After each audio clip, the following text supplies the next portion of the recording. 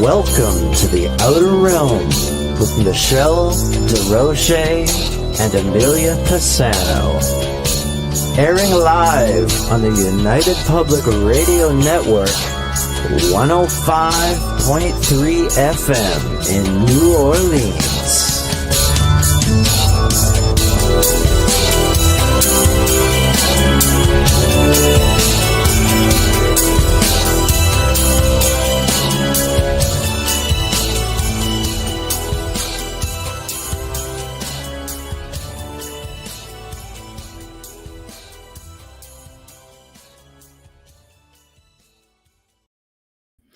Good evening, everyone. Welcome to the Wednesday night segment of The Outer Realm. We are broadcasting live on the United Public Radio Network, UFO Paranormal Radio Network, 105.3 FM from the Gulf Coast and 107.7 FM from beautiful New Orleans.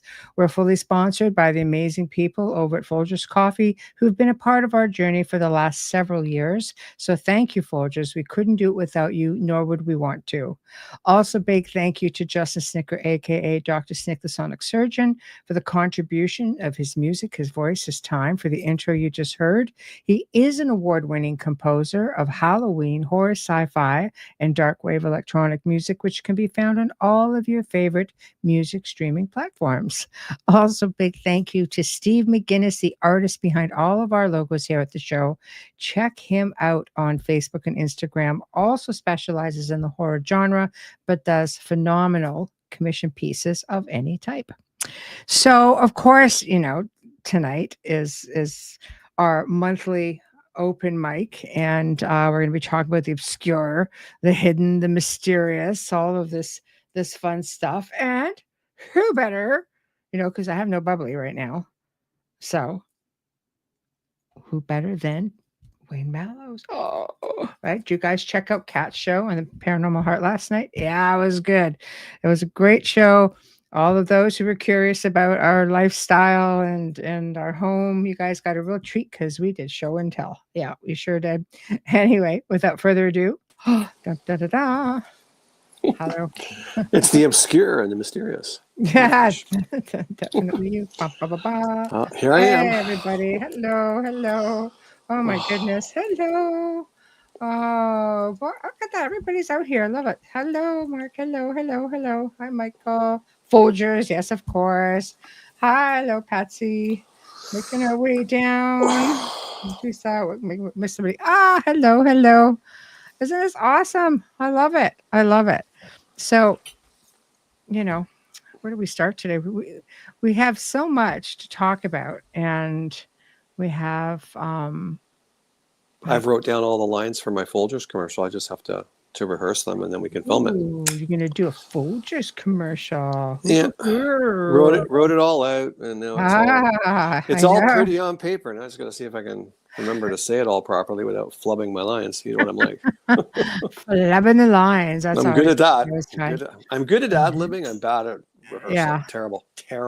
Yeah, that's always fun. You'll be fine. It's the efforts we appreciate. Well, it's a lot of effort for sure. Yeah, it's all the efforts that we appreciate, So I really enjoyed the show at Cat last night. It was a lot of fun. Kind of cool, just sharing little snippets of our past home with everybody. Past home with all its history and ghostly goings on and wild furnishings. And I know. Yeah, I don't miss it. I'll be honest. It's a lot of work. It was a lot of work. My God. Yeah, it definitely was hard. It's definitely hard, but it's it's done. We had lots of good times and just lots of crazy times. And I'm going back on the 7th. What are you talking about? It's done. I'm going back on the 7th. The window in. No, you can't get away from it. No. Heat wave over here too. Really bad storms here. More moving in. So I'm just going to warn you guys. We have backup and stuff, but I might be using my flashlight going like this, so you might just see my face. Yeah, we lost power for about 4 hours this afternoon. It was rough. Yeah, so put a dent in my day. Yeah, I know, but it did lower the temperatures a little bit, which was great. But now they're starting to climb again. So anyway, with that being said, Let's look at a little bit of high strangeness in the news. Kind of crazy, crazy stuff. Let's talk about Annabelle on the road. So chime in. Let's just chime in, everybody. Even the fridge is sweating, right? Yep. Yeah. Cats are just like passed out on the floor. It's like, oh my God, we have a very dramatic cat. He'd be definitely doing that. So the bird's happy. Bird's happy for sure. So Annabelle on the road. Chime in, everybody. What is everybody's thoughts on that? We have, Ed and Lorraine Warren, who went to great lengths to sort of just keep this thing at bay. And apparently now she's on the road.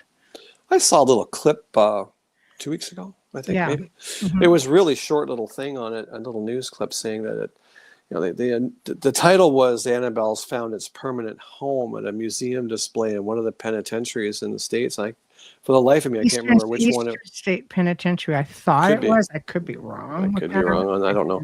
But I just didn't. Yeah. I'm like, Didn't pay it any mind. Yeah. Ooh, Yeah.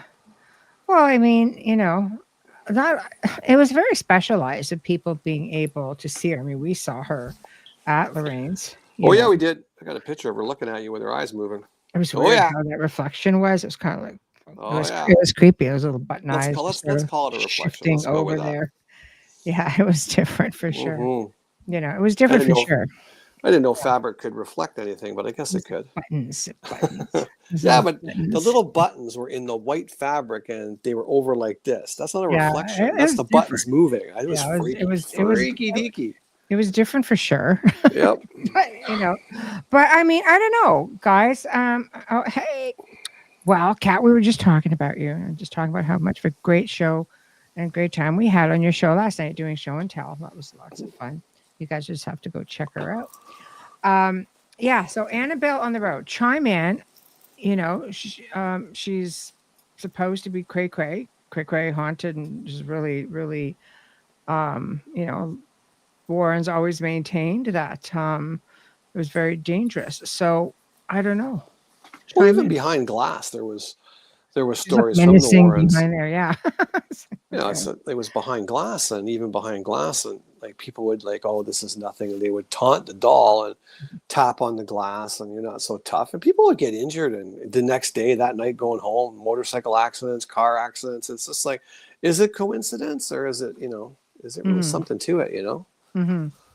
Yeah, I mean, I often wonder, with haunted objects. We talked about this on the show, different shows before, in believing in haunted objects. I believe anything can have attachments. I believe things can attach to items 100%. They can, So with that being said, does it get worse because of all of the belief that we put into it, almost like a tulpa, giving it giving it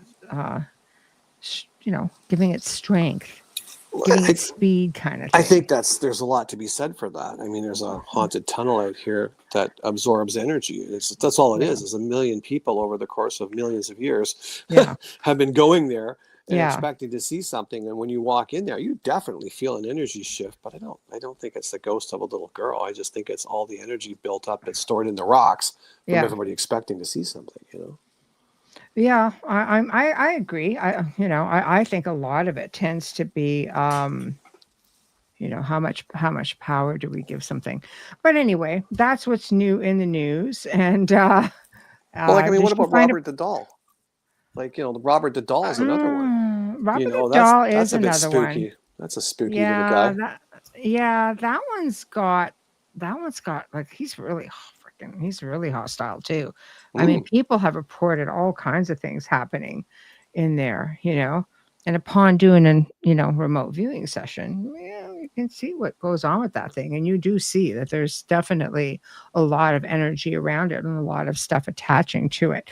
And I think people coming to see the doll definitely gives it a little bit more, more power.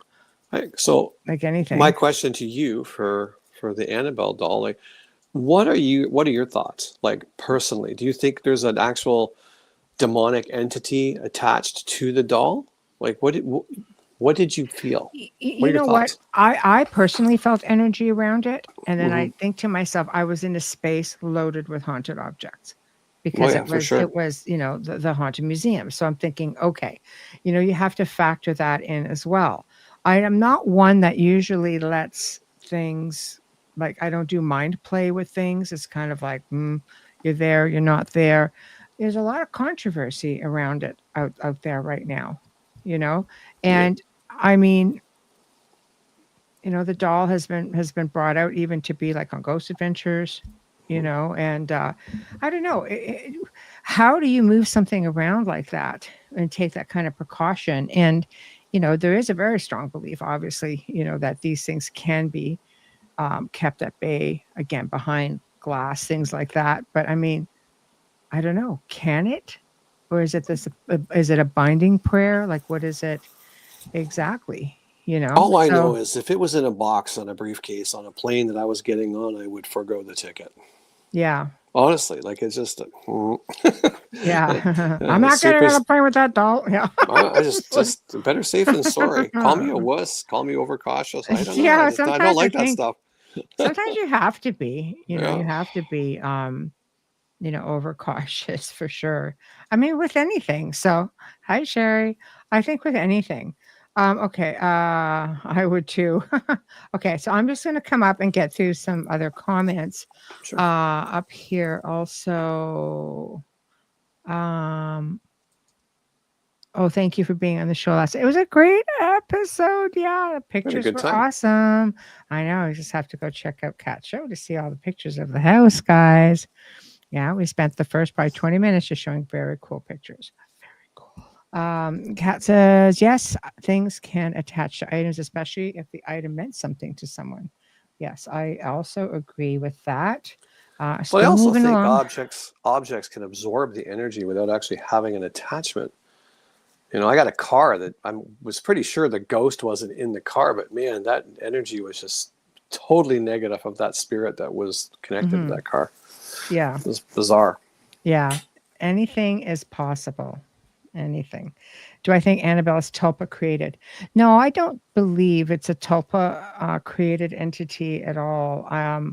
But where I do feel is that anything, any sort of energy that can be, if you look at tulpas in general, anything that can be created, and we're going to be talking a little bit about that with Nathaniel Gillis tomorrow night.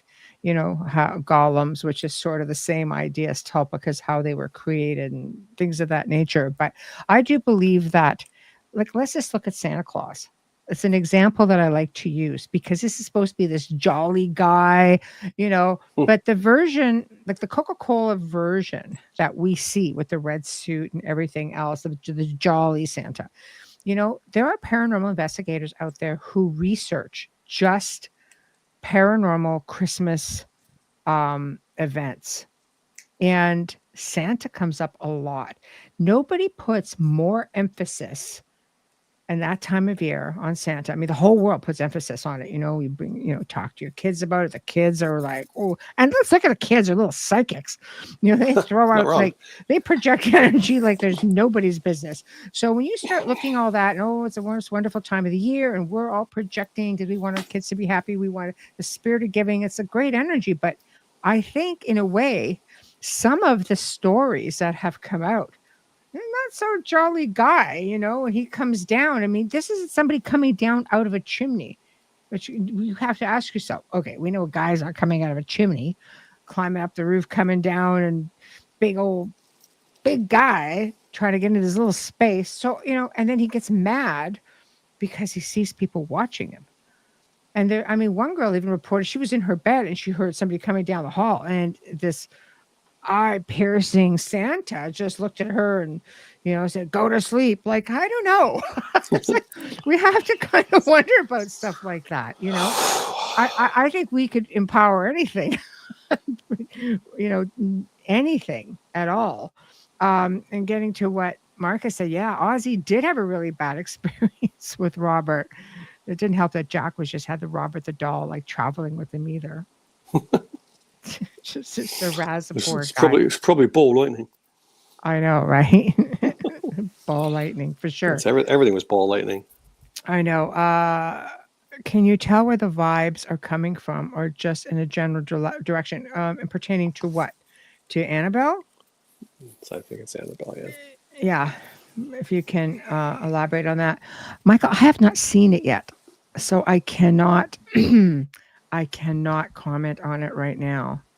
But you know what I do find interesting, and I don't want to veer off too far off track. Nathaniel actually posted something that basically said, and you can tell me if this was in there or not. This was on a clip Nathaniel posted with George Knapp on News Nation saying, "I'm not expecting to meet aliens. I don't believe in aliens." So Nathaniel said this was a direct quote taken in context.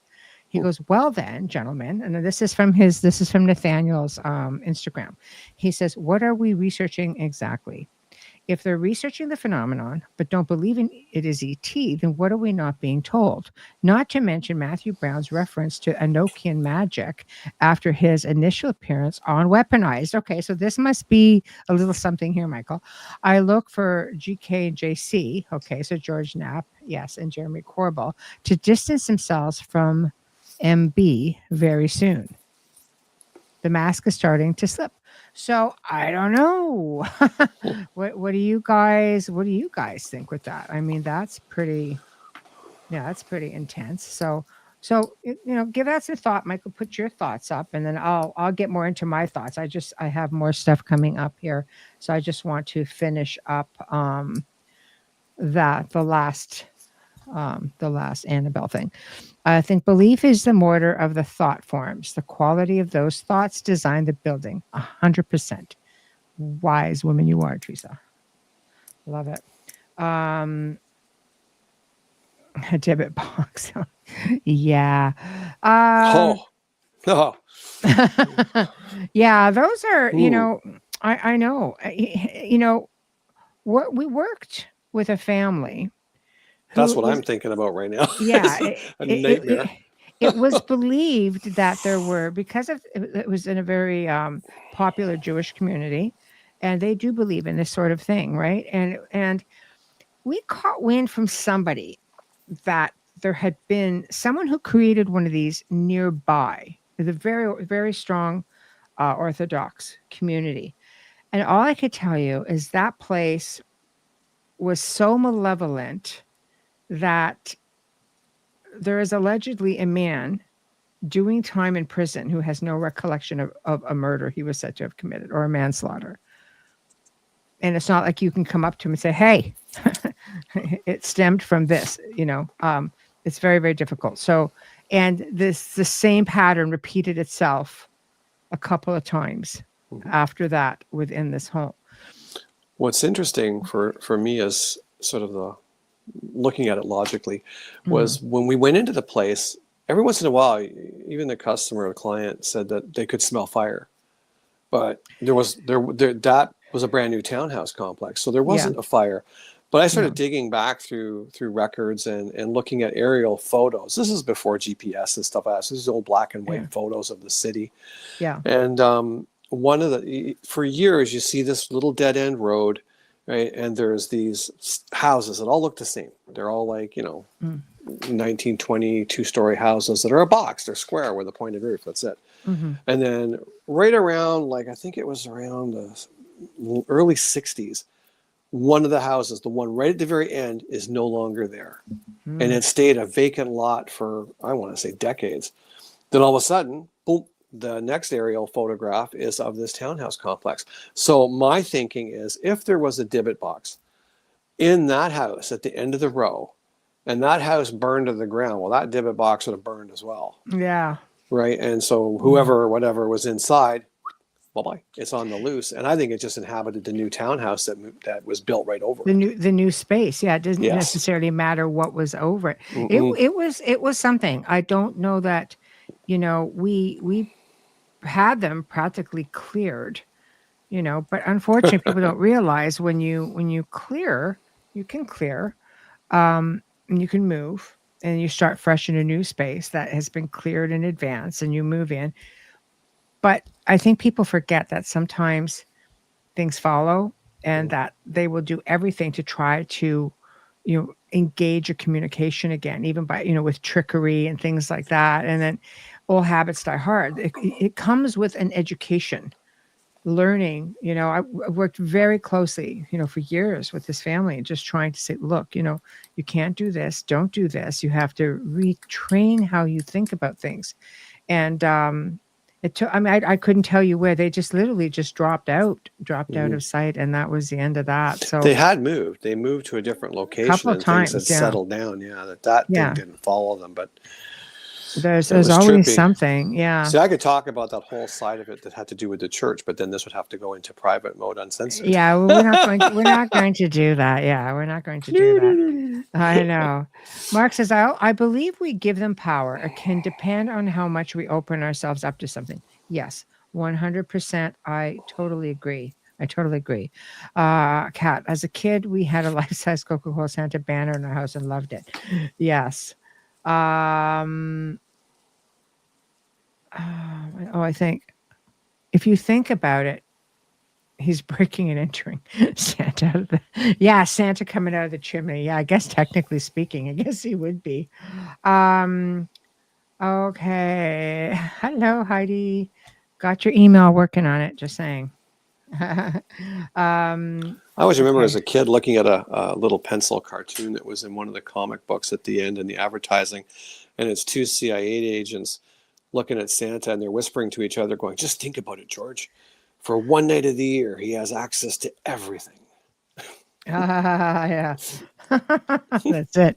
Everything. Okay. So that we're going to finish off with on those notes. And now we're going to go back to talking about George Knapp. So give me 1 second. Hold on. Oh, hello. So almost lost you in there. Hello. They're talking about consciousness and trying to move away from extraterrestrials. See, that's a tough one for me, because I truly believe that there's a strong connection between them. And I think a lot of experiencers who have good experiences, tend to feel that there are some ET out there who are trying to bring us to that level of consciousness. So I don't know. I think if you're taking that in, it's a really big deal. I don't know. I kind of like the idea going snowed in the villages. Oh, okay, Santa we're talking about. I'm lost now. I'm like, wait a minute, how do we get here? Okay. All right. But that's my personal thought. So George Knapp is alluding to what Robert Bigelow has been saying for years, that we are the aliens, that it is not really ET, that is actually interdimensional beings, a consciousness. That is, I do believe that theory as well. I do believe that we are aliens here, that we do come from somewhere else, but I don't believe that we were here first. I believe that there are others already here. There's been a lot of ancient cultures that have spoken about that. I mean, if you're looking into out of place artifacts in locations that are starting to surface, and you're looking at uranium mines that are like 250 million years old, you have to really go back and think about all of that. And we're talking sophisticated mining, like pre-Anunnaki. Some people are saying like even 350 million years. Like, I mean, a really, really long time ago. Wayne, what are your thoughts? My thoughts are quite different than that. I always go back to, like, there's truth in sayings and words, and there's always a grain of truth in everything. So let's go to the statement, all the world's a stage. Yeah. Okay, so all the world's a stage. What if it is? So when you go to a big theater to watch a show, watch a play, and then 3 weeks later, 4 weeks later, that play runs its course, and then another play comes in. It's the same here. This is a stage, and behind every stage you have stagehands, people that run everything in the background, so that the players, us, can put on a show for the people that are watching, right? But then when our time is up, we just get off the stage, and then somebody else comes in and puts on a play for those who watch. I think that the people that we see, the ETs, the craft and stuff like that, they're the backstage people.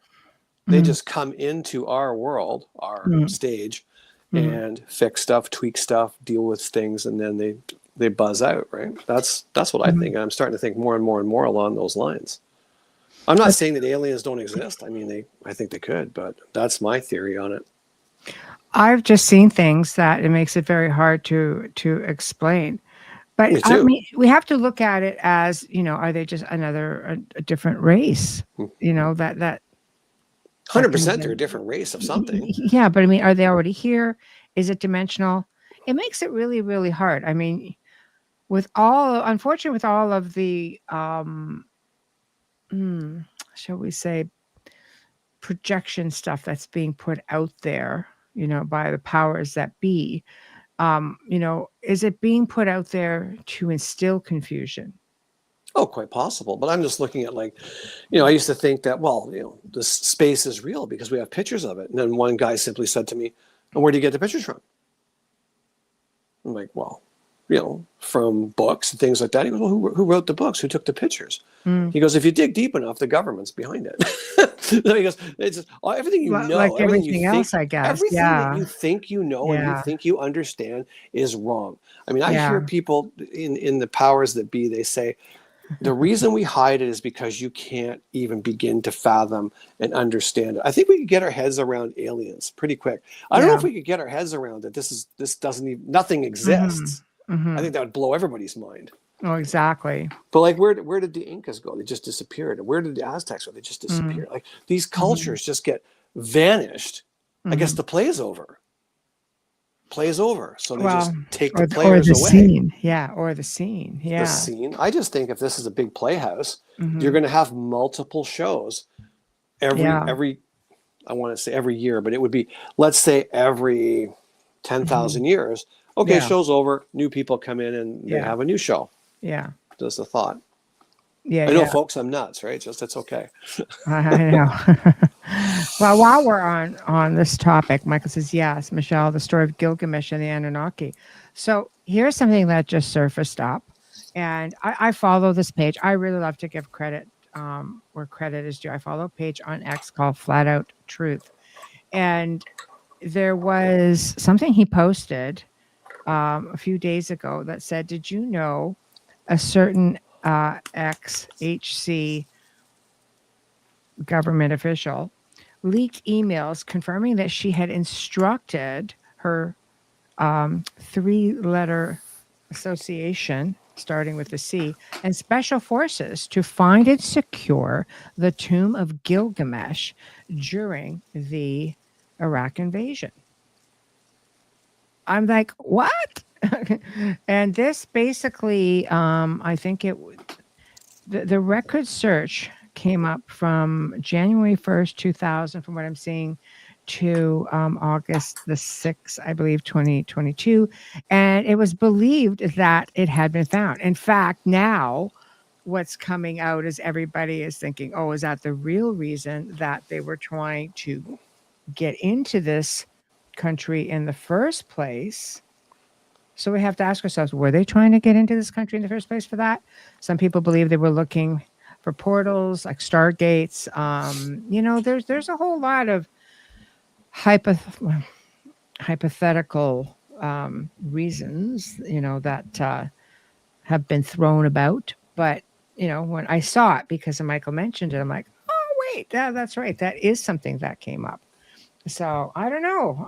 That's something interesting as well, right? Okay, so let me get back into some comments. Maya Inc. are still around. They just retreated back into the forest in migration. Yeah, I mean, their descendants are still out there as well. So absolutely, definitely goes on. Wayne, you're not crazy. I believe as you do. Life's a stage. Could be. Absolutely. We start thinking about things. It gets a bit crazy. So hold on. I'm going back into... Here's a question for you before we move on. Wayne, I have a question for Wayne. How did you come up with the information of where Jack the Ripper was supposed to have lived? And thank you. Where he lived? Where he lived? I guess so. Where he lived was supposed to have lived. Well, Jack the Ripper itself didn't have he would have had an address, but it wasn't ever posted that was his address. My characters in my book, I created an address based on the streets that were in Whitechapel at the time that were all within striking distance of all the murders, including the 3 that weren't actually publicized as being part of the Ripper killings. Yeah, there we go. So that's that. Yes, we're good. That's it. Yeah, that's as far as it goes. That's as far as it goes. Okay. I mean, they never found right. Jack the Ripper, right? So they didn't know where Jack the Ripper lived, right? So but that's all bollocks. So we know that. Yeah. So Jack was a doctor. No. Ooh, No, that was disproved. Wow. That was disproved. They even went as far as interviewing the royal family, and the Queen at the time basically said to the investigators, "Come on in, check everybody out," because they thought it was the Queen's surgeon because there was an illegitimate child running around, and they wanted to make sure that was taken care of. So they thought immediately, "Oh, it's the royal family," blah blah blah blah blah. But when they investigated the surgeon at the time, his hands were so bad. He had syphilis, so his hands were just crumpled up. Mine was gone, and his uptake, his intern, had not even worked on a live body yet. He'd only worked on dead ones. So that was quickly got rid of pretty quick. So okay, next, I guess we're getting in the news right now, guys. So I'm going to put up an article to share it with you guys because this just came my way before we got started. So I thought, let's just share this up, and so you guys can actually see the picture I'm talking about. So this is this is brand new. Okay, as you can see, June 17th, ruins found in a Canadian wilderness, which is technically about 7 hours from here. So have a good look at them. And we'll just leave that up for you guys to have a look at them. It actually says runes, not ruins. Ruins, that's right. Yeah, no, not ruins. It's runes, like the rune stones. Like that's symbols. what I just said, runes. Okay, it sounded like ruins both times. Runes. I'm French. Leave me alone. It's all good. Runes. Hello. Anyway, so this was found deep in the wilderness. Okay, northern part of Lake Superior.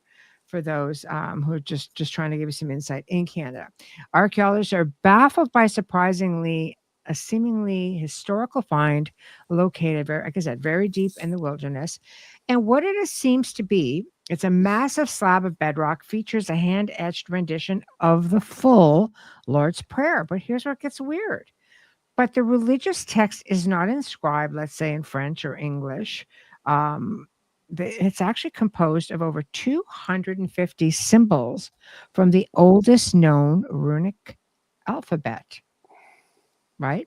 So the only reason, of course, that this was okay, hold on. The stone became exposed only after a tree fell near the town of Wawa, which I've been to, a small town, very, very top part of Lake Superior. Closer inspection showed that someone had etched 255 runes into a roughly 4 by 5 foot section of the slab. Additionally, they took time to add a detailed illustration of a boat, an additional 16 runic signs, and 14 X markings. So here it is right there. There's another image of it. So, of course, this caught the sight of a gentleman named Ryan Primrose, president of the Ontario Centre for Archaeological Education, and he was stunned by the images. So it's obviously very least expected discovery of his career. But what about the runes? So he didn't want anybody jumping to conclusions about the inscription. While it's true that Vikings explored portions of present-day Canada thousands of years ago, he doubted that they were responsible for the mystery message. We didn't want to release anything publicly until we had done as much analysis as possible.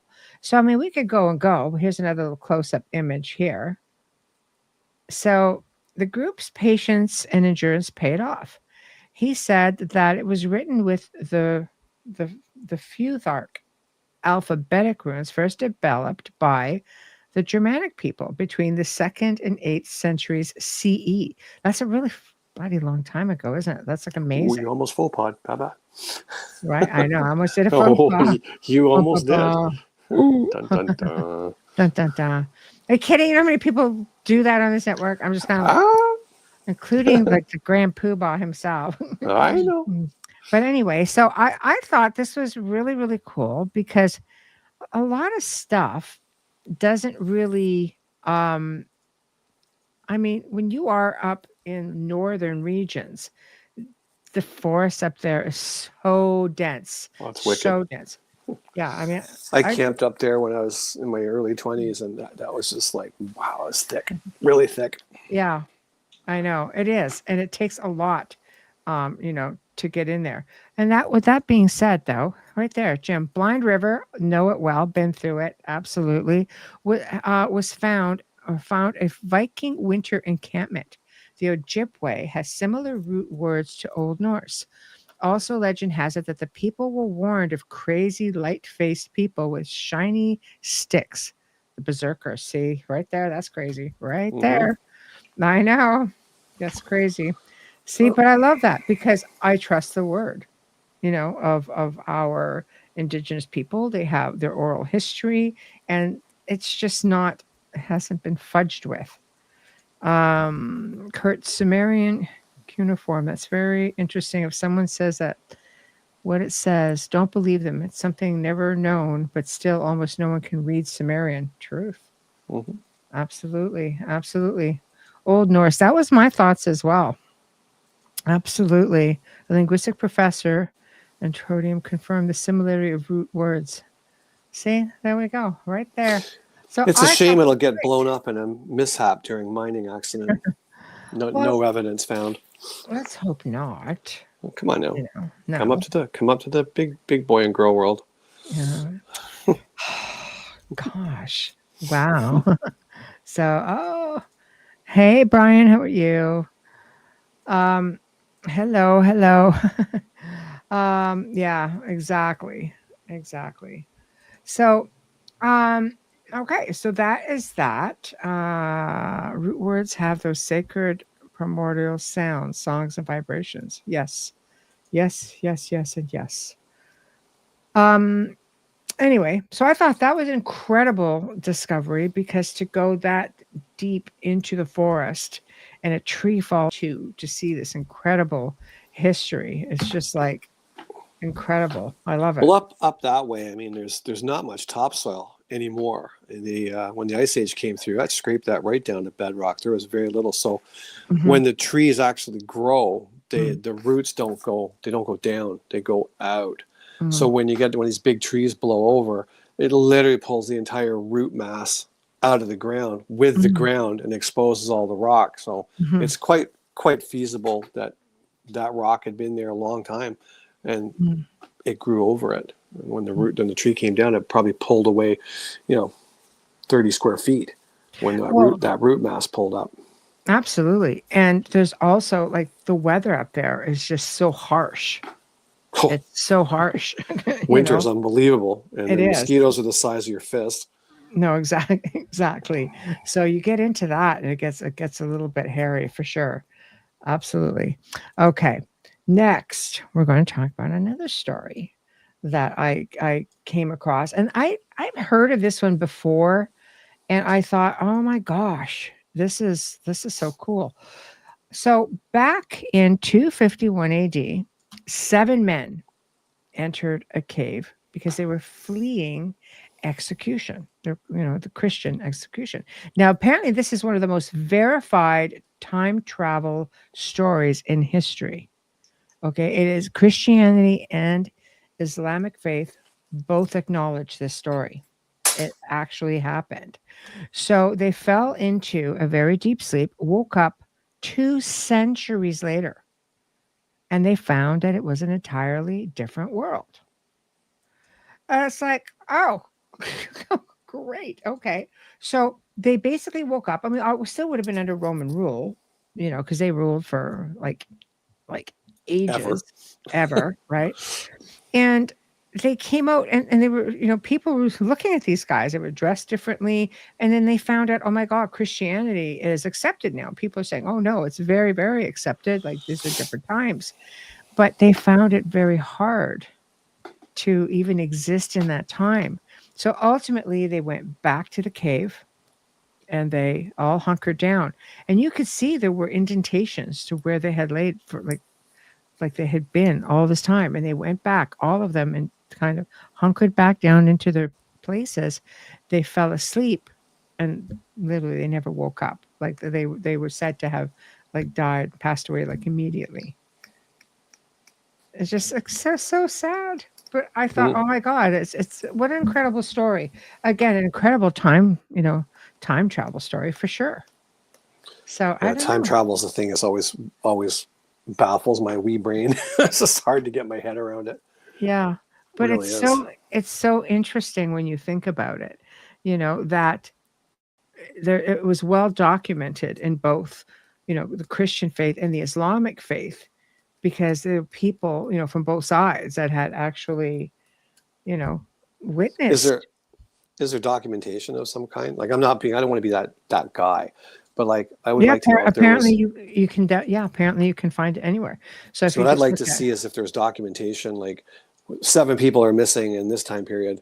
And then you're going back to Christian I know, but times, then there's documentation right? of like, hey, 7 people appeared in a cave. Like now we have documentation of that 200 years later. Probably not, but it would be nice. Fell asleep. Time travel. I'm looking. Let's just have a look-see and see. Let's have a look-see and see. They're called the 7 sleepers. Okay, so the rule. Okay, so basically what it says are the 7 sleepers of Ephesus. So E, P's and Peter, H, E, S, U, S. And of course, it's different in Islam. I can't even attempt to pronounce it. But the story is a Christian legend, speaks about a group of youths who hid inside a cave outside of the city of Ephesus, whatever it is, around 250 AD to escape Roman persecutions of Christians. Emerged many years later. And of course, the Quran, their version of the story, appears as well. And it says right there, you guys can go in and definitely have a look at it. But they're known as the 7 sleepers. And it has been venerated as Christian saints since at least the 5th century as the Holy 7 Youths. And in the Orthodox Church and the Catholic Church, they are venerated individually as well. Wow. So, I mean, it goes on and on and on. So you most certainly can go in and look that up. So that's where it is, Yeah, I know. He just had to be that guy, right? I always have to be a guy. Always. Boy, oh boy. I'm a skeptic, but I'm a believer. It's totally. Yeah. I'd be interested to know if that when they died in those 7 places, when they went back, were their bodies found, or did they just sort of absorb into the rock and disappear because they're in a different time frame? Well, they knew they went back in there and died, so they must have found them. They must have. Someone must have. I would imagine that they would have been quite a curiosity. I would think. You know what I mean? Quite a curiosity. So I'll drop that down. So anyway, yeah. I mean, you guys could definitely go and look that up. I think it's super interesting. You are that guy. It can be. Keeping it real. Keeping it real. Try living with him. Yeah. Hey. That's right. That's right. Okay, so what I want to talk about next is there's so many different things that we can go to here. Noise under Antarctica. Have you guys heard about this? Did you say noise? Noise. There's okay. These noises that have been found under Antarctica. Give me a moment. I'm just trying to find. Okay, here it is. So this is, again, brand new information. June the 14th. Scientists detect mysterious radio waves coming from beneath Antarctica's ice. Researchers using balloon-mounted instruments to discover signals that should be physically impossible to detect. I don't know. So according to this, there's a little video here. I'm on Fox News, of course, but they have a whole write up on it. So I took what I could get. So a group of researchers in Antarctica have found strange radio waves coming from below the ice. According to the results published in the physical review letters, the mysterious radio waves were discovered by the Antarctic Impulsive Transient Antenna, aka Anita. During this experiment, the researchers analyzed signals traveling to Earth using a variety of instruments, using balloons, blah, blah, blah, blah. The goal was to gain new understanding of cosmic events throughout the universe. So, according to the release, the reason Antarctica was the site of these experiments was due to little or no interference from other radio waves.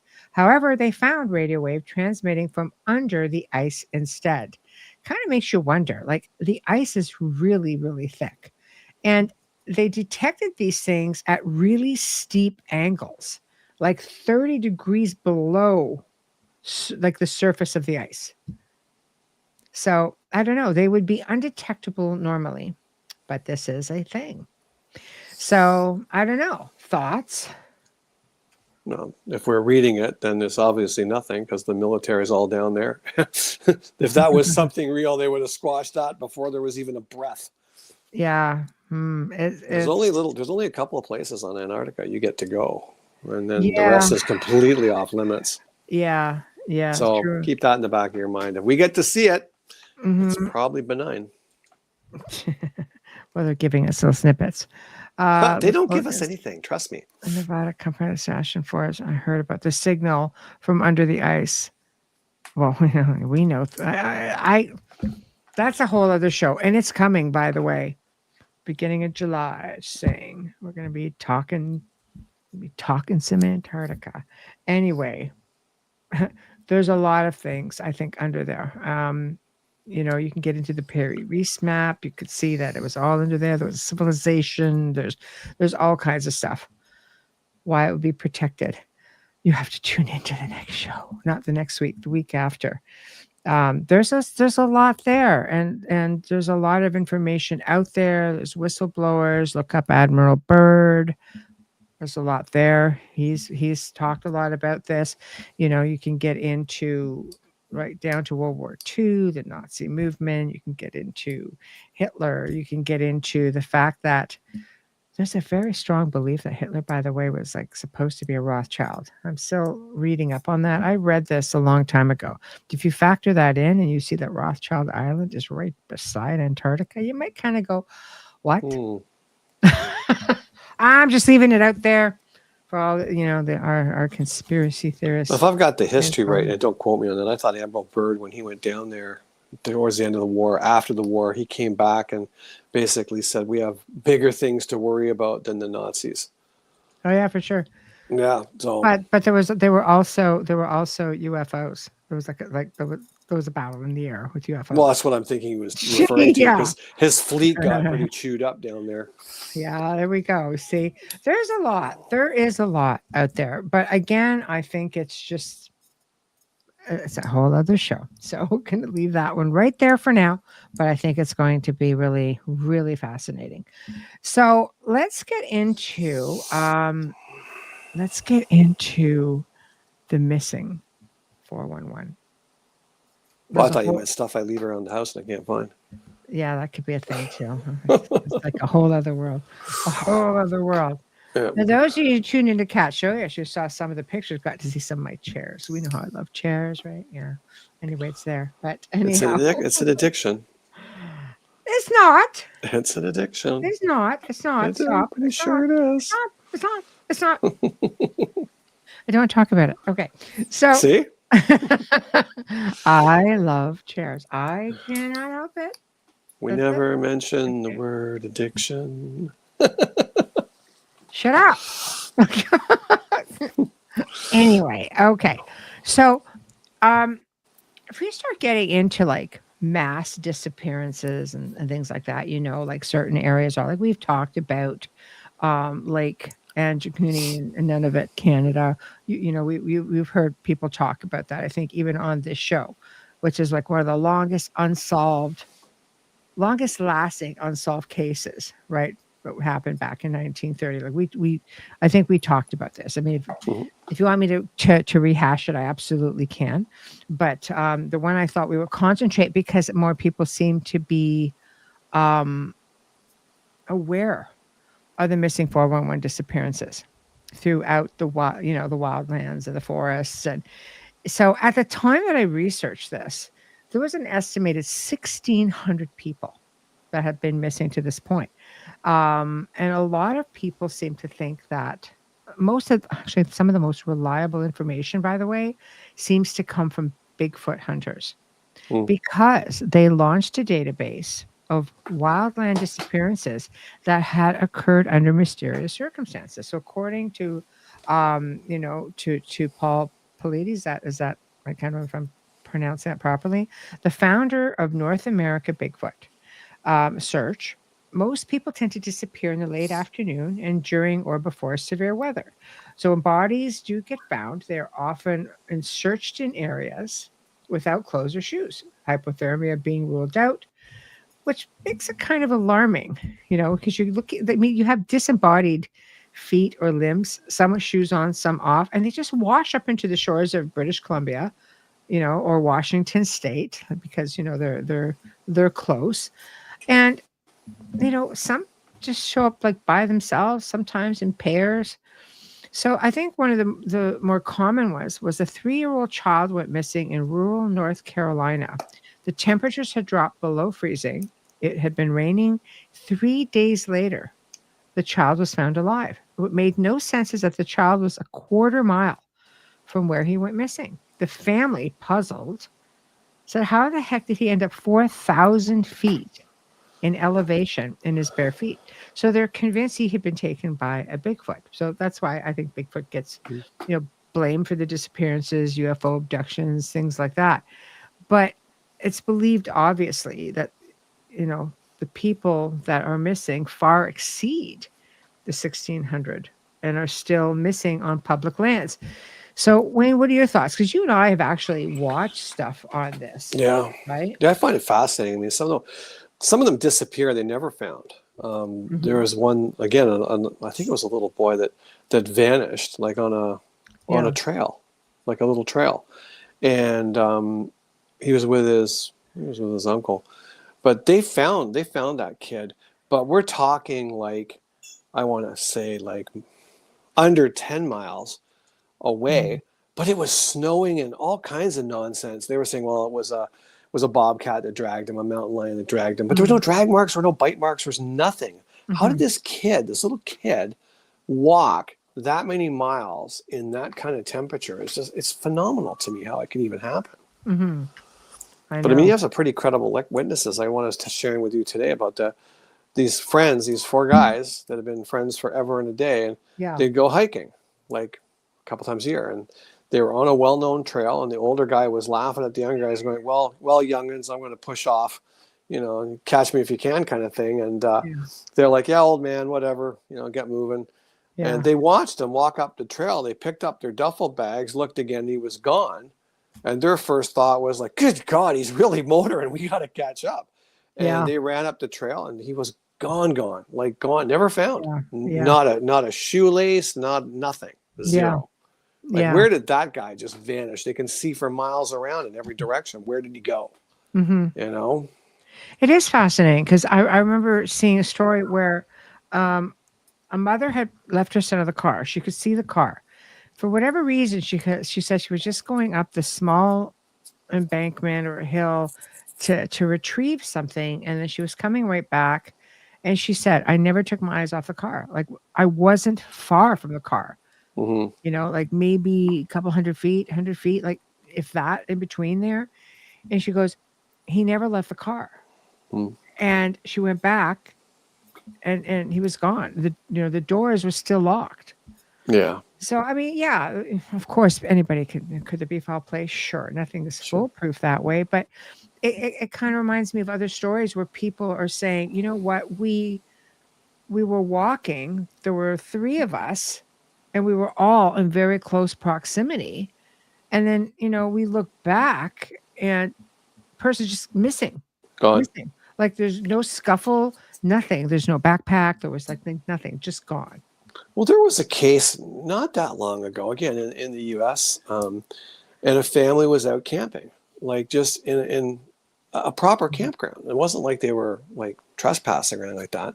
Mm-hmm. And this little boy went down to the creek, to fish or whatever, and they looked, and the fishing pole was still there, but he was gone. Mm-hmm. And they had a massive search. They had to drive back and get the sheriff, and the police came up, and they scoured that place for 3 days. Mm-hmm. Never found anything. And I was like, on the third day, they found a kid just walking along the creek, not far from where he'd been fishing. Right. And they were happy to get him back. And they said, like, where were you? He goes, I was with the little people. What do you mean, the little people? And That's he's like, interesting. He said, I fell, and the little people got me. And they Mm-hmm. took me to their place, and they got me food and water, and they brought me back. And they just said, well, we're going to leave you here. Your parents will find you. So I love that story, because when people disappear and they never find them, you never know. But when somebody comes back and says, this is what happened to me, like this little kid could not have survived out there on his own. No, I don't think, for that amount of time. Mm-hmm. It's so interesting though, because there was a story where this one little boy had said that it was a gorilla that saved him, and then we have this one with little people. So I mean, yeah.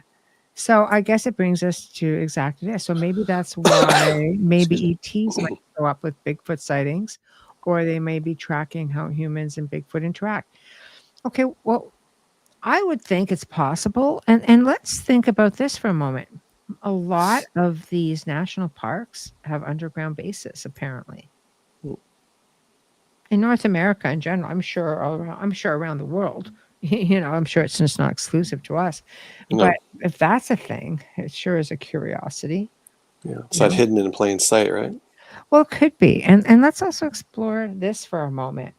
We can create portals. Portals are not hard to create with energy. I mean, some people do it all the time. There are portals everywhere. And I'm not talking. Speak for yourself. I can't even get the back door open. Are you kidding me? I'm not talking like, vortexes or power spots or stargates. I'm just talking about, every day, just creating these portals that open up just through energy work or through intention, or, I mean, how many are brought through with other dimensional or multidimensional beings, right? So I think anything is possible. Like, I suspect there's some high strangeness occurring. I tend to agree with you on that. There is so much stuff happening out there, but mysterious disappearances are not, I mean, it happens all the time. And I mean high strangeness. So the Bradshaw Ranch, refresh my memory on that one, Kurt, if you don't mind. Hey, Carrie, the system is literally a machine covered in some flowers and trees. Yeah. You're not wrong. Not wrong. Not wrong on that. I just watched a clip the other day about, because I'm into Navy stuff and that sort of thing, and I got to look into it to see if it's real, because there's a lot of fudge going around. But they said that quite a few years ago, like a lot of years ago, a World War I submarine had suddenly resurfaced. And it was noticed by a fishing vessel. They radioed it in that there's a submarine bopping around out there. Navy came in and grabbed it, towed it in, and British Navy towed it in. And they said that everything inside was normal. Like, the outside didn't even look that bad. It was pretty wild. Nobody on board, but it was perfectly intact. And then all of a sudden it was like shut down. It was a big thing, and then it was a nothing. So I want to just do a little bit more digging on that to see if that's actually a real thing or one of those troll type stories. Because I hear stuff like that. That stuff surfaces in storms, but then it was like, wow, look what we got! Yay, look at us! We got this really cool thing. Gone. No, we never found anything. It was nothing. Nothing to see here. See, nothing to see here. People move on. Truth. When when it's real. It's nothing to see here. Yeah. Kurt says, I forget the woman's name, but she saw a big rectangle, almost like a big screen, shapes show up, and she saw these spaceships flying in and out of it for a few minutes and then close up on all the cameras. I'm wondering if this is a location that I had a guest on talking about this. I'll have to go and find it. And just to be sure that it's the same location. And it was freaky. There's a lot of freaky stuff that took place there. They aren't facing the outside fence. They're focused at one spot where I guess the portal opens. Yeah, that's insane. What did Preston say? One of his contacts that they looked up at the sky, and it was like one of the TV screens was off on the sky. Like the whole sky was blue, and then there was like this square cut out of the sky that didn't have any light. Don said that. Don, it was Don. I know Don said that. He saw it on the Navajo Nation. He looked up one day and it just looked like this window, like this square door. And then he goes, he just watched it close back up. I'm like, oh, yeah, that's insane. See, that's the caretakers coming in backstage. Might be. I'm telling you. Truman, I know. Something to it. I've been following the Amelia Earhart plane. Yeah, I used to live near Atchison, Kansas, and I had been to her house museum, and they thought they found her plane earlier this year, but I don't know. There's, oh boy, a lot of stories about that. Joe and I did a story about that, and it's probably in my notes somewhere. I know all those episodes are going to be put up for membership.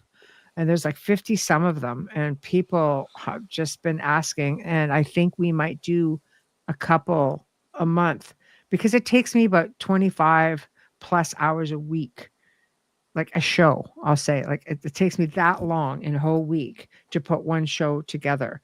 But there were photos of her, old black and white photos, only 2 that I could find in all my research. And her plane was right there. And she and her co-pilot were sort of sitting on these docks. It was crazy. So, and these were out before, AI or anything like that. But I only believe half of what I see, right? Computer. So you don't know. It's believed that somebody had come forward recently saying, yeah, we know where she is. And it was that island. But they blame, I guess, these really aggressive crabs, for her death. I don't know if she was hurt or whatever, or some people say that she was killed, that they were both killed, and that the plane had been sold or something like that through, I don't know, pirates, or I don't remember the whole story, so please don't quote me on it. But it has resurfaced in the news. And, I may do some digging, and it might be on an upcoming Gray Zone episode if we're going to do that, because it was a really great segment. So very, very cool. Michael, I understand there's a small part of these occurrences that may be military. Yes, I think so. I think so as well, especially if they're all right there, right? They're all there. I have to say it was interesting because through those parks, a very interesting photo was captured on a trap camera at one time, and I don't want to just say which park it is. It wasn't my photo, but it was shown to me, so I don't want to just blabber everything off. I'm not supposed to. But what I can tell you is that there was one eye that showed up in this camera, and it was that of a gray, because you could see the crown, you could see the head, part of the head, and it was no lens. There was no lens because the thing was taken at night. This was night vision. So you just saw this round blue eye. This is crazy. So that might be a little hint as to what's going on there as well. Right? Thank you. Okay, right here. Yeah, that's how she described it, about the same Ross Coulthard. Yeah, did on the show, and don't feel this. I just listened to the people he's interviewing. It's fascinating. Yeah, it is. It's really fascinating stuff. And the older Skinwalker Ranch researchers said that they saw a blue sky beyond, a door that opened in the sky. Yeah, that's true. Same idea. The Navajo Nation also has, like, the whole mesa just crosses through all of these properties all along, because they're probably about 3.5 hours, I believe. The Navajo Nation, their mesa, maybe roughly 3.5 hours, ballpark, maybe 4 from Skinwalker Ranch. So But if we start getting into other disappearances, here's one that took place. It's called the Lost Soldiers of Nanking, China.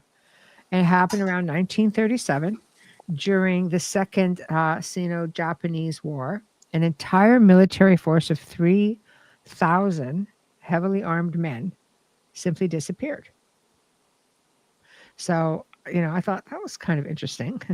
So That's a lot of people to disappear well, without a trace. there's mixed information, because first I said an entire force of 300, and then the other snippet kind of said that there were 3,000. But I think the way it's worded, you could take it either way, but I think it's more like the general or the colonel went in and put another 3,000 heavily armed soldiers to reinforce this 3.5 kilometer line, right? They were defending some bridge, which was a very strategic place for them. So anyway, upon arrival, they came in to see this entire line of over 3,000 men were gone. So I think we lost 300, and then 3,000 after that. There were no signs of a struggle, no blood, nothing seemed to be out of place. There was no sign of 3,000 men moving through any areas along the route. After the war, attempts were made to find the missing troops, yet all efforts failed. So even though the Japanese did all they could to cover up their own atrocities, they claimed to have no record of ever coming upon these troops between China and Japan. That's a lot of people to lose. You'd think something would turn up from that time frame to now. Somebody would stumble over something. I know. I know.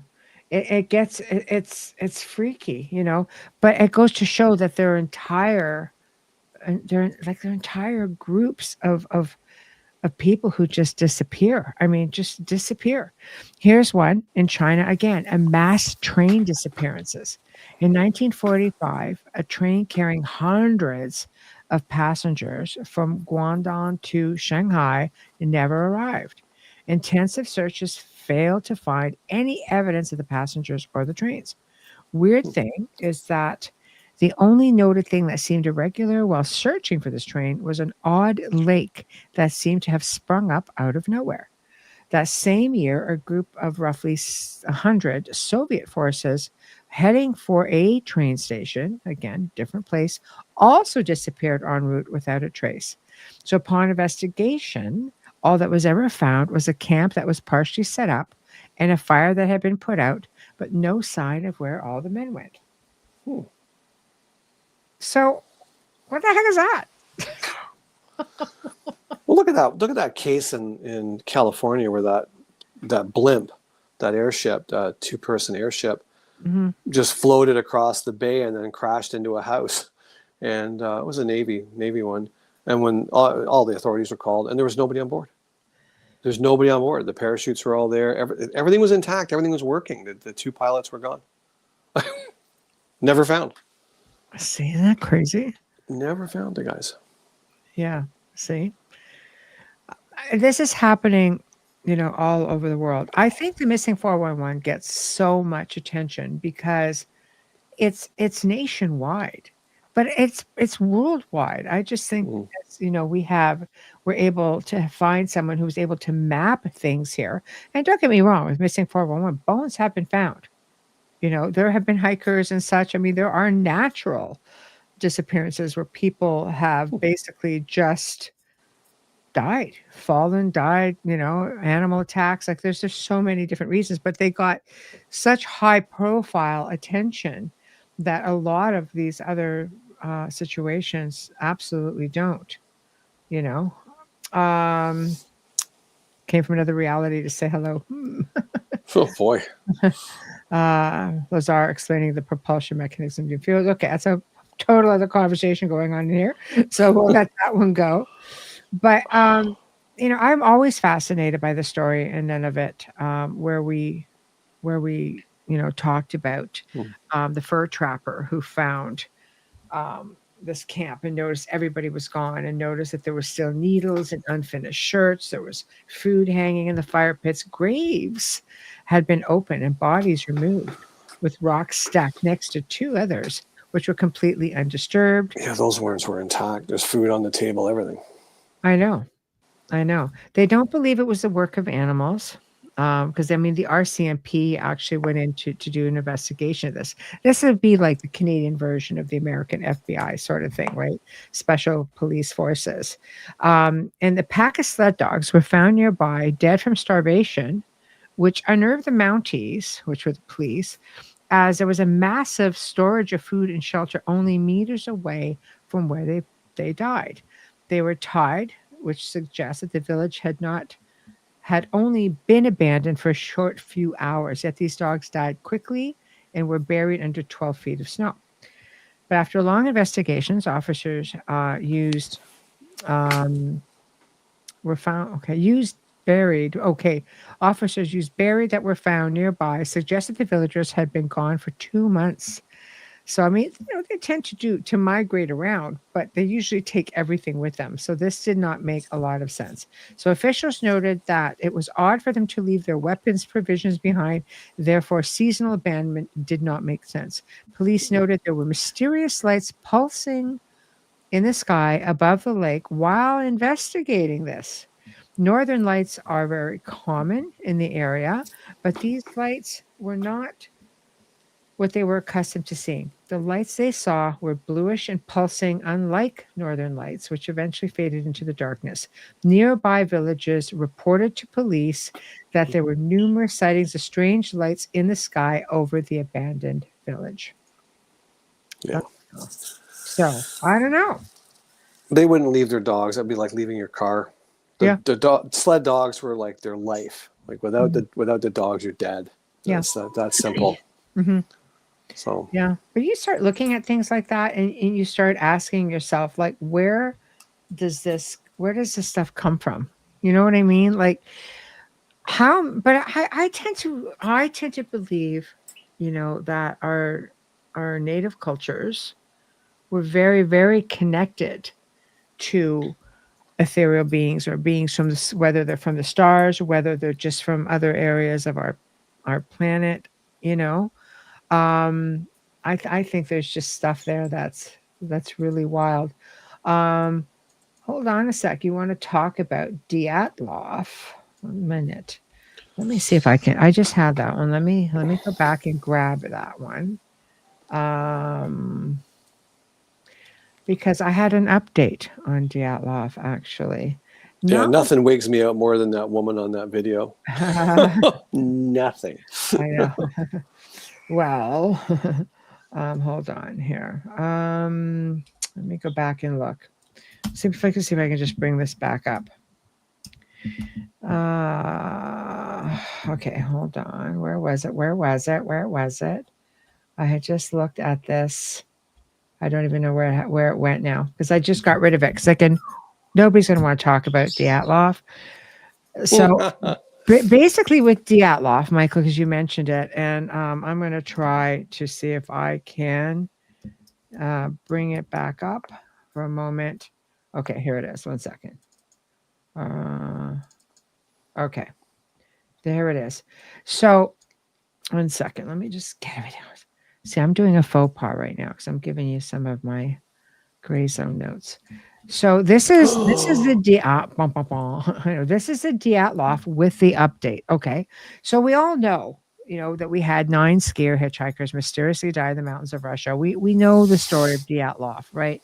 We know how the bodies were found. We believe the powers that be will tell you, oh no, this could all be explained. There were military exercises going on.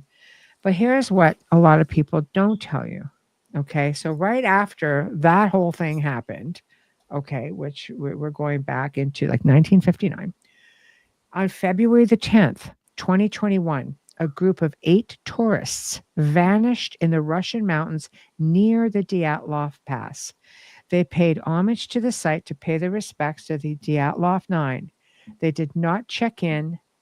They did not leave at their designated time. they still appear to be missing. And I had done this story at the beginning of 2022.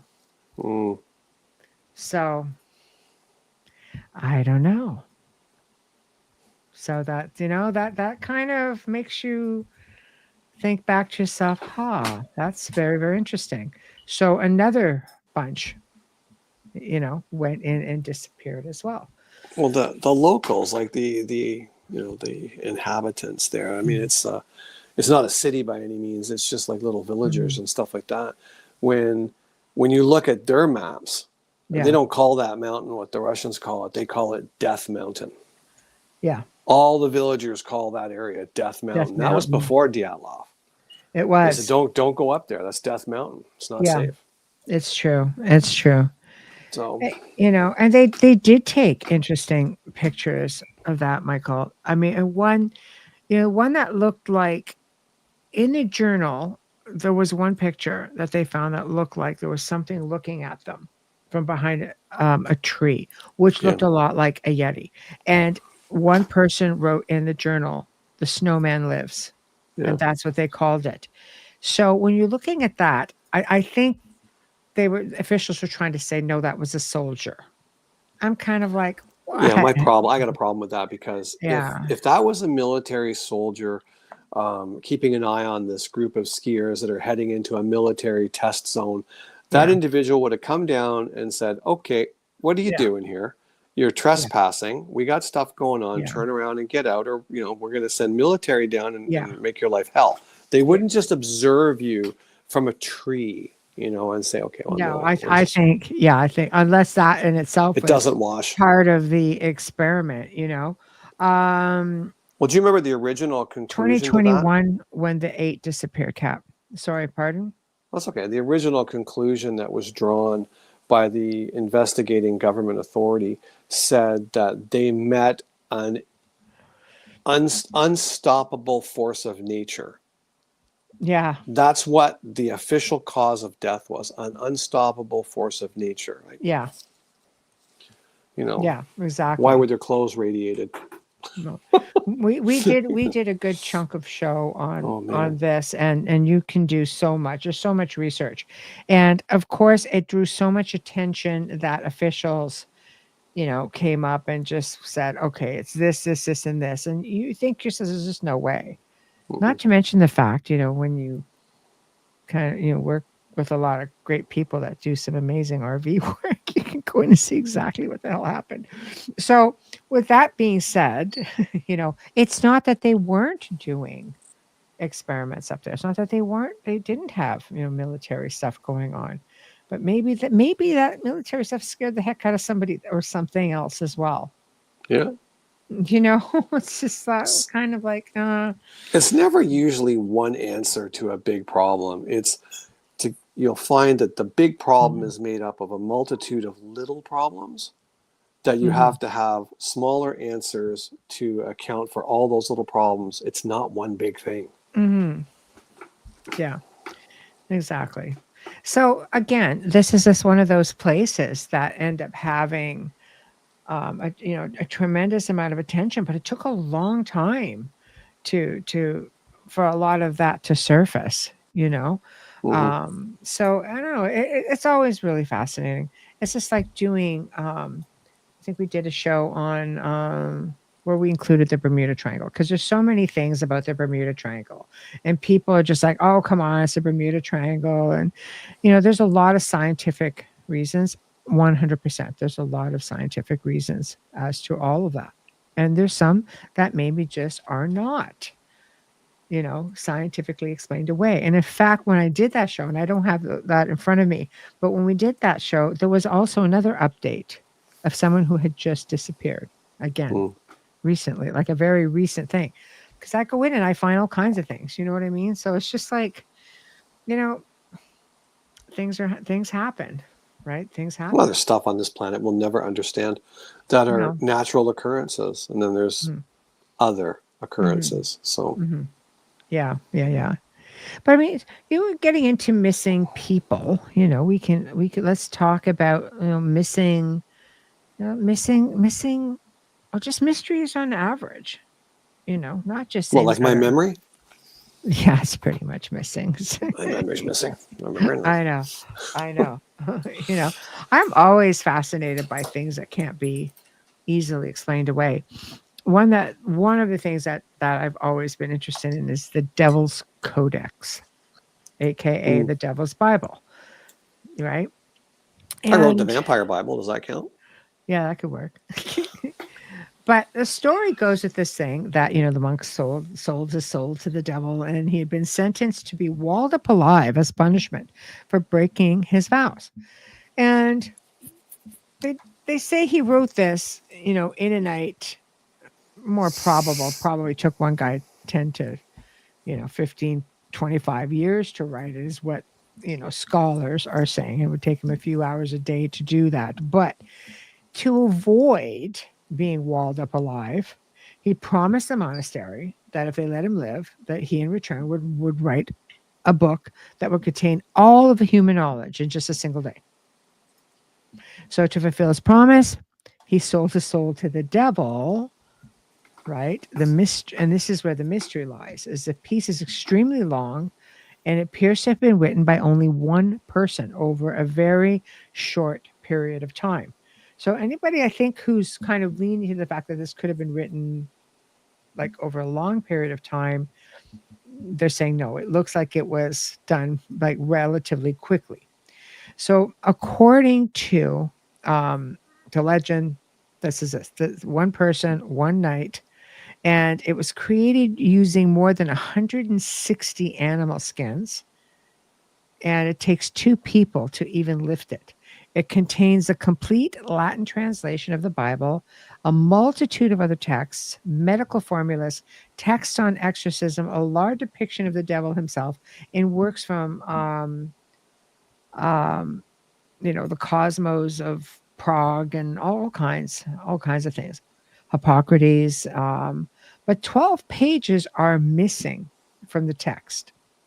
So it leads to another mystery of the content. Some people believe that they were secret satanic texts, including writings to conjure the devil himself. The piece is said to be cursed, but guess what? With that being said, you can go and visit it. It's possible to see it with your very own eyes at the Treasury Room at the National Library of Sweden in Stockholm. We're going. Who's with me? We're going. I know. So, the thing is there, and it's been examined, it's been looked at, and it's just not. Hold on, I'm going to bring up some pictures. One sec. I think It's about I as may thick have. as my arm. One sec. It's big. Looking over here. 1 minute. Okay, I just did like an image search on it just so you guys can have a little look-see at it. So let me look. Let me bring her up. I mean, it's interesting what you say about how it's been written, because every pen has a distinct shape to it. Especially back then, they weren't ballpoint pens; they're quills. Yeah, So you could see the marks all the way through, that it's the same hand and it's the same quill all the way through. It's like a typewriter. It's got a little nick out of the letter E, and it's distinctive to that typewriter. Yeah, it's exactly right. And this was like hand done. But look at the size of it. When you look at, you have a human just trying to turn the page. And what was interesting about this is, I believe before it ended up here, there are stories that stated that it had caught on fire and it was in a box. And I guess the location it was in had caught on fire. The only thing that didn't burn was this thing. It was this book. So that's crazy stuff. You just look at this. It's just very, very, very interesting. So there it is. I mean, it looks like some of the people I used to work with. Oh boy. So I mean, just look at this thing. It's nuts. It's nuts. But these things exist, and that's just one example. I'm talking about. Well, I don't think we were talking about it at all until just now. So it's so nope. The Devil's Codex, yeah. So what's it called? The Devil's Codex, and Richard, automatic writing.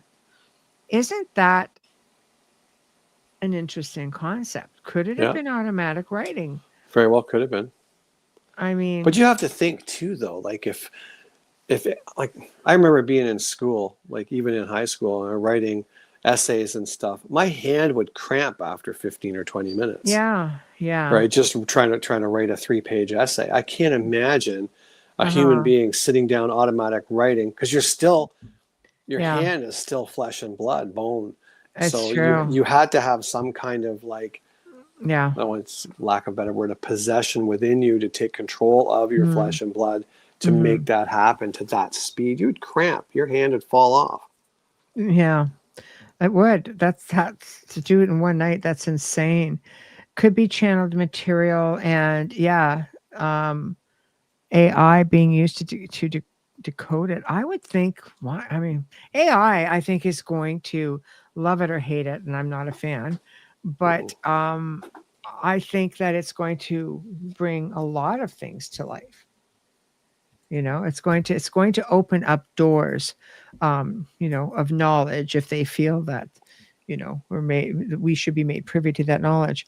Let's not Nope, forget never there was hear a it. market for manuscripts that were heavily involved and full of art, and it was intentionally meant for entertainment purposes only. Yes, yes, I agree with you.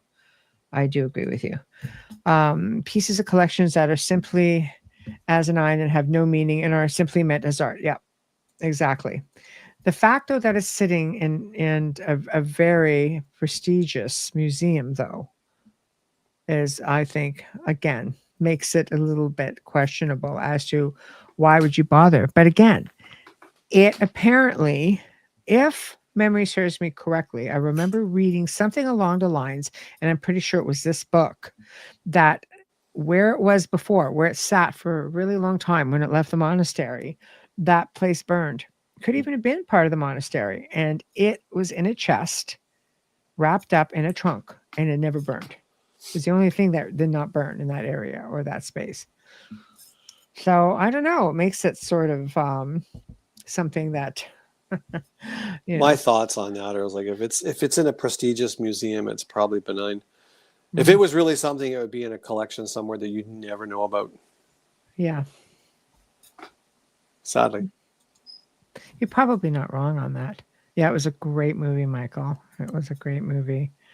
So amazing. Yet another blue-skinned and face being. Funny that, isn't it? Hmm. Many of Funny those. that. It would be, yes. You're right. It would be at the Vatican Library. And they I'm not. deny having knowledge of it. No, no. Hmm. Dun, dun, dun. Yeah, yeah, yeah. I think so. Um, okay, so let me get into what else do we want to talk about as we're sort of, okay, you guys call it. What do you guys want to talk about? Because we only have about like 10 minutes, really. So I don't want to get into God, it goes anything. quick. It does go quick. Goes really quick. The blonde woman found adrift in the 1400s Japan who came ashore in a bell-like dome craft. Yeah, I remember It that. carried a box she would not let go of. They sent her back out into the sea. Wow. You remember that one, Wayne? Yeah, I do remember a story of that. Yeah, it's one of the good ones. Yeah, she looked very different from everybody else. She spoke a different language than everybody else. She did carry a box with her. Wouldn't talk about. Well, she couldn't talk about it. She tried to explain what she was, where she came from, but it was a completely unheard of language. Mm-hmm. Mm. So they said, nope, better go back where you came from. Disappeared, never came back. Oh, see, that's just crazy. So is that like another arrival, like ET kind of through the Stargate or from the oceans or dimensional? You know. How many people have we, as a civilization, just tossed aside because of differences? How much knowledge did we push away? Well, look at the moon people in North America, like up I in have a the whole northern family. states, right? Yes. Yeah, but that's the Cherokee legend. Mm-hmm. But that's just a Yeah. whole people that are no longer here. Yeah, they were there. It was believed that they were there before us, and the Cherokee were very much interacted with these these beings. I have a whole thing on it. That's probably going to be on the next open mic. This is a whole Pale lot. skin, Yeah, big eyes, only big came out at eyes. night. They did Yeah. not like the sunlight. Mm-mm. Very much like me. Yeah. Okay, hold on. Much like me, you're funny. The other is the alien buried in a Midwestern cemetery. Yes. No one is allowed to exhume it. There's no one's allowed to touch it. In fact, it's very cool that I do have this story somewhere also, by the way. It's very cool that the townspeople remember the story and that they're very protective of the site. I think it's just amazing that I think there was somebody, though, who tried to exhume it at one time. I can't remember because I could be a different story where somebody came in and tried to take an alien that this town had that they tried to bury. I'm sure it's probably the same one because a doctor was brought in after this crash, and I believe like he's the one in the small community that they actually decided to bury him and put up a stone for him. It was just I loved it. It was a great I never story. even heard of that story. So I did me. it. Joe and I did it on the Gray Zone. It was a really good story. Really good story. The Nazi bell that vanished during a trial. Yeah, that could be a thing too. The first UFO crash before Roswell. Yeah, just in some small little town. I think it was. Yeah, I think it may have been in Texas. So you see, there's just so much. They removed the original headstone from the spot. Yeah, just you can't blame them. I mean, people would have been digging that poor little guy up, But isn't it interesting because some believe if you look at I'm just trying to Stardust Ranch. The I think so much craziness happened on that ranch as well. And when the homeowner would kill a gray, the others would come and get him right away. I know. Isn't it nuts? A cat. That's what it's like being my head cat all the time. All the time. Try living here. It's crazy. I know. Wayne will be looking at me and I'm just like, always going. It's just, you can almost hear it. It's just crazy. 14 conversations going on at the same time. I know. I love it. I love learning new things. I love doing these open mics because it's just, I mean, I'm pulling out a little bit of older information just to give so much more detail. But technically speaking, there's just so much. And I'm kind of hoping that Nathaniel, who will be here tomorrow night, could shed a little bit more on the whole George Knapp interview, because I'll tell you, that's kind of freaky to hear that you don't actually believe in ET. But I mean, to each his own. To each his own. But I don't know. When you're looking at consciousness, I do believe it's such a strong connection. There's a whole bunch of us living here. There's a whole bunch of us living here. Yeah, there are. But doesn't necessarily mean they came from the stars.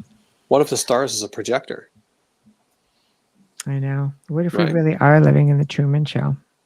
Could be. Yeah. Every ET entity expects all of their breath bodies to be given back to them. Yeah, I don't doubt that at all. Nothing found because the ET body was moved. Yeah, as it should have been. Because I think somebody tried to take it.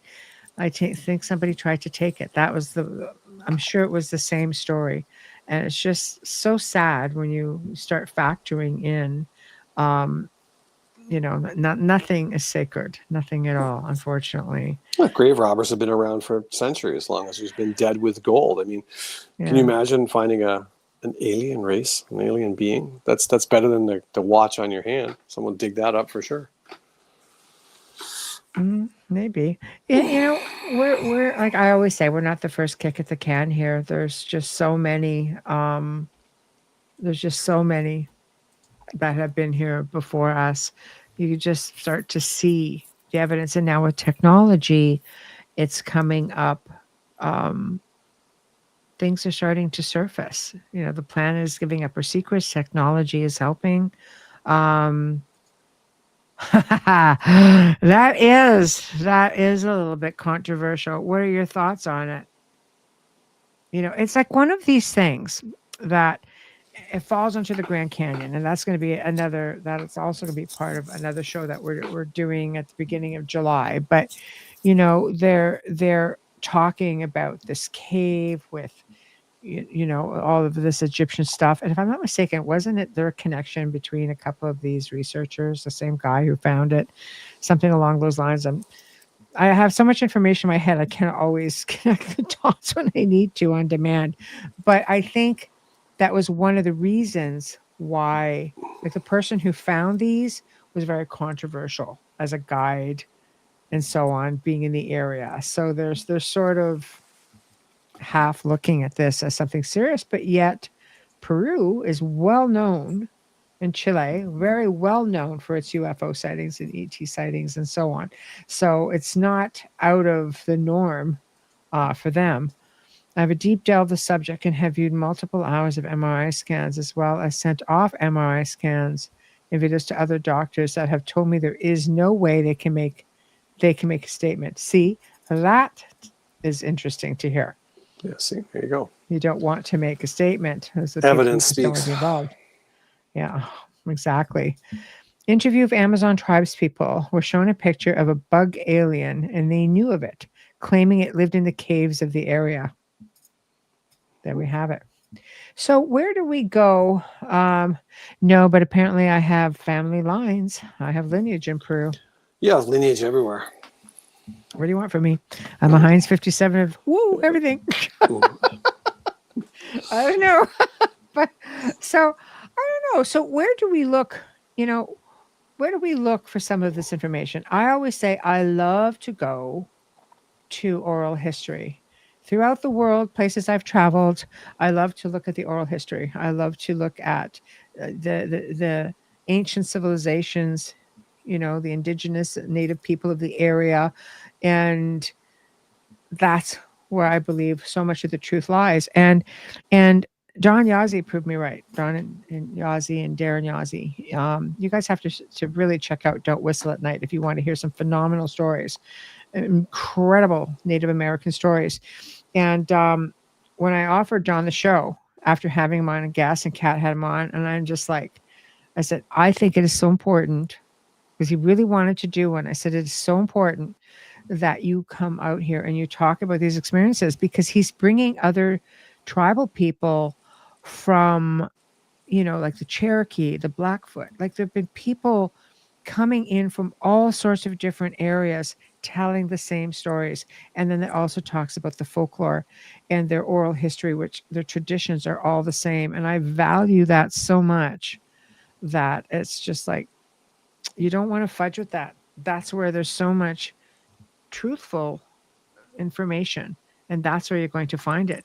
You get to different parts of even on the Navajo Nation, that they have petroglyphs and such. It's just like, you're not allowed to go there. They'll tell you what it means, and there's some you can see, but there's just some it's just not meant for everyone.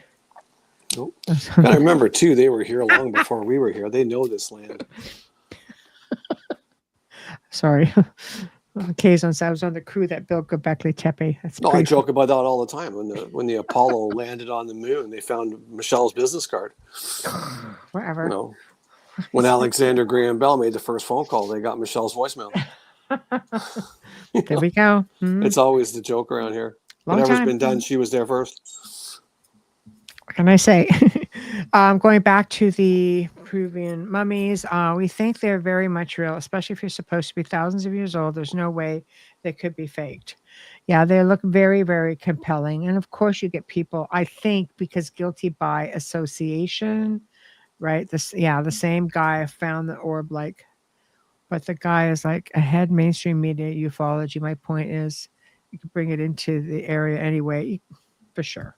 I agree. Thank you, Teresa. Right back at you. I agree. Yeah. If you really look at the videos, you would be as convinced as a layman would be.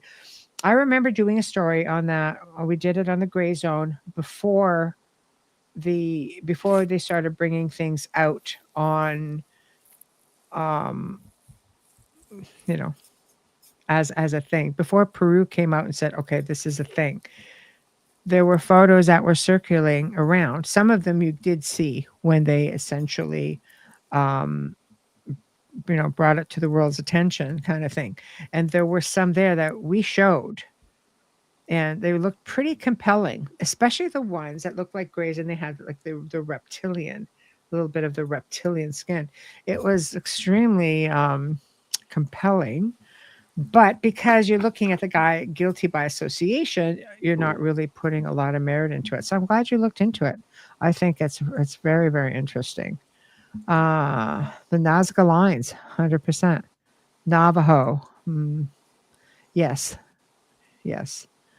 So, have you seen the native group that hunts ghosts and spirits? They bring traditions and beliefs to experience.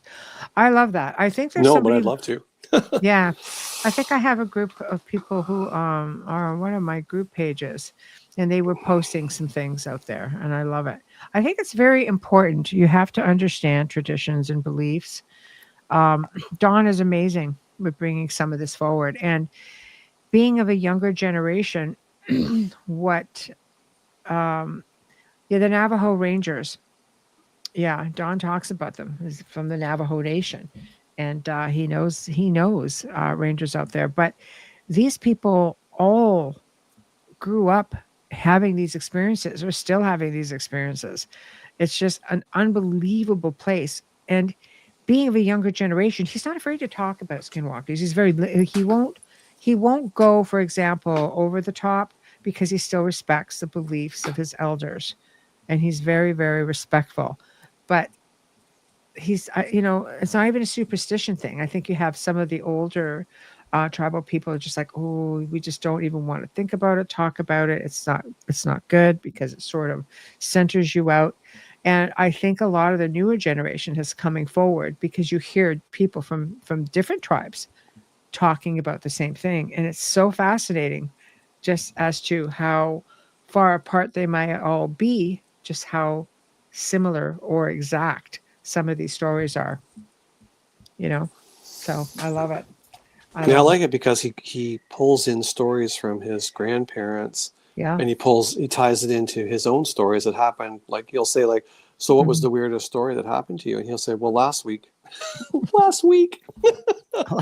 I know. It's just like, holy cow. I got rushed by a Bigfoot. You got rushed by a Bigfoot. Man, it's It's crazy. just like, yeah, I did. It's like, oh my God.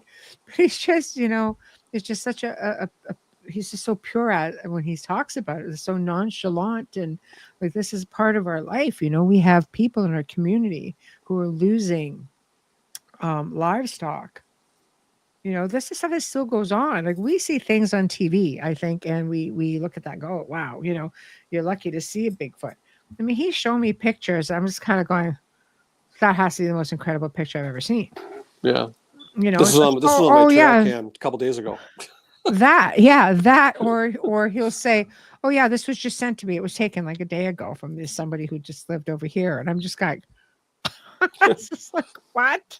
Clear as a bell, not like one of those fuzzy kind of like it could be, or it might be a bush. No. There's absolutely no doubt. But I think you have to look at the real fear that, some families and some people are going through when their livestock is being killed. And you are sitting here thinking people have to live that way. Like, they really are. They're living that way in fear. They can't leave their, what can you do? You think you can't bring the livestock in. I mean, the things are just like knocking at your door and your window, and what the heck? It's just, it is very, very difficult. But look at that. Something's going by. I highly recommend, like, the show, is doing so well that it's already 2 hours. So I think they did 3 that were only 1 hour, and just said, do you think we should go more? Because there's so much to say. Yes, your guests want to talk, do it. So check out Don't Whistle at Night from 3 to 5 p.m. Eastern on Sunday, and you will hear some of the most incredible stories. The incredible stories. If you're interested in skinwalkers, you're interested, like Skinwalker Ranch has nothing on the Navajo Nation. And I say that lightly because I know that they have all kinds of stuff and they've been researched and researched and researched. And you have all of this stuff going on. If you've listened to Kat's segment, if you've listened to the 2 segments that he did with me here on the Outer Realm, the stories are mind-blowing. But there's even more stories on his own show with Darren. So please check them out if you haven't. Go check out even the archives and just go check them out. Honestly, you will not regret it. It's really great information. So, guys, you guys have been awesome as always. And we will. When's the next one? Let me see. When the next open mic is. So far, guys, we're looking at June 18th. So, or no, sorry, not June 18th. Look at me. I'm already here. July We're doing another 23rd. I'm having a time slip. Time slip, yeah. But cattle mutilation, unfortunately, is a topic. Yes, absolutely. But these are just being they're just being taken, devoured. And what's kind of sad with Bigfoot is that some of these things are not being taken, just devoured. It's like they're killing everything and just leaving it there. Like that's not all being taken. It's just very malicious. Nothing crazy like, let's say, the cattle mutilations per se. It's just, it's just tearing them apart and leaving them there, which is very, very sad. Well, it's kind of like if I can take your livelihood, then maybe you'll move. Maybe. It's, it's sending a message, right? If you can't live here, then maybe you'll move. Yeah. Yeah, absolutely. Well, guys, this is where we're going to leave it this evening, and we'll look forward to the next one. Answer. Okay, what? Sorry. We're coming towards the end of the show. Michael says, answer. What did I miss? So save it for the next one. Ask her again tomorrow. Yeah, ask me again tomorrow. Before the show starts, just say, answer this question. Yeah, exactly. Anyway, everybody, thank you all for tuning in. I appreciate you all so very much. You make it so much more fun, and we love just sharing all of this with you. And big thanks to Wayne, my guest co-host tonight. Pleasure always. Woo-hoo. So thank you, everyone. We shall see you tomorrow night with Nathaniel Gillis, and we're going to be talking about I guess the dark roots of golems and the homunculus, if I said that even anywhere near what it's supposed to be. But it's going to be amazing because Nathaniel, he digs deep. He's well researched. And I have to say, he's just one of our super popular guests. And I think he's taking the summer off this unless I can convince him to come back. So it might be the last one he does for a while. So big thank you to all of you. Big thank you to United Public Radio Network 105.3, 107.7 FM. Big thank you to Folgers Coffee, Justin Snickers, Steve McGinnis. And big thank you to all of you. We'll see you tomorrow night. Thank you and good night. Good night, everybody.